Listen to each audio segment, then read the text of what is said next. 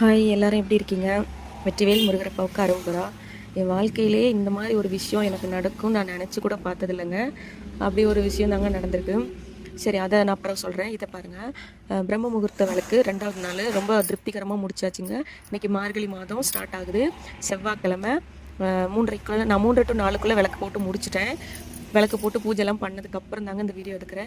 எனக்கு ஸ்டார்டிங்லேருந்து வீடியோ எடுக்கணும்னு ஆசை தான். பட் என்னென்னா எனக்கு வந்து வீடியோ எடுக்கிறதுக்கு வந்து ஆள் இல்லை. ஒரு 3 மணி 2 மணிக்கெலாம் எழுப்பி கூப்பிட்டோம்னா என்னை திட்டிப்பிடுவாங்க. அதனால நான் கூப்பிட்றது கிடையாது. நான் வந்து எல்லா பூஜையும் முடிச்சுட்டு நானே வந்து வீடியோ எடுத்து தான் இதை போடுறேன். விளாகாக என்னால் எடுக்க முடியல. அதே நேரத்தில் எனக்கு வந்து நான் வீடியோவும் எடுத்துக்கிட்டு இதையும் பண்ணிக்கிட்டுனா என்னால் முடியாதுன்னு தான் நான் நினைக்கிறேன். ஏன்னா டைம் வேஸ்ட் ஆயிரும். அப்புறம் எனக்கு பூஜை பண்ணுறதுக்கு டைம் தாண்டிடும். அதனால் நான் வந்து இதெல்லாம் முடிச்சதுக்கப்புறம் இந்த வீடியோ எடுத்திருக்கேன். கொஞ்சம் அட்ஜஸ்ட் பண்ணிக்கோங்க.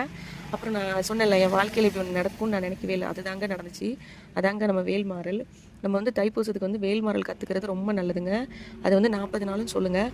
புக்கு இல்லைன்றவங்க கவலையே பட வேண்டாம். இந்த மாதிரி கூகுளில் போயிட்டு வேல்மாறல் சர்ச் பண்ணுங்கள். அதில் வந்து வேல்மாறல் பாராயணம்னு ஒன்று இருக்குங்க.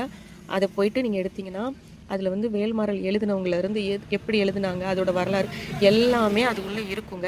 நீங்கள் எப்படி பாடணும்னு முதற்கொண்டு அதில் இருக்கும். ஒரு கவலையும் வேண்டாம். புக்குக்கு ஈக்குவலாக இருக்கும் இது. இந்த பேஜில் நான் இதை பார்த்து தான் படித்து தெரிஞ்சுக்கிட்டேன். போன தைப்பூசத்துக்கு 40 நாள் நான் கற்றுக்கிட்டேன். இப்போ எனக்கு மனப்பாடமாகவே தெரியும். அதனால் உங்களுக்கும் சொல்லித்தரேன். விநாயகரப்பா வணக்கத்துலேருந்து தான் நம்ம வந்து வேல்மாறல் ஆரம்பிக்கணும். விநாயகரப்பா வணக்கம், தரிசன பாடல், முருகரப்பா பெருமை, இப்படி எல்லாமே முடிச்சதுக்கப்புறம் வந்து திருத்தணியில் உதித்தருளும் ஒருத்தன் மலை விருத்தன் என துளத்தில் உரை கருத்தன் மயில் நடத்து குகன் வேலே.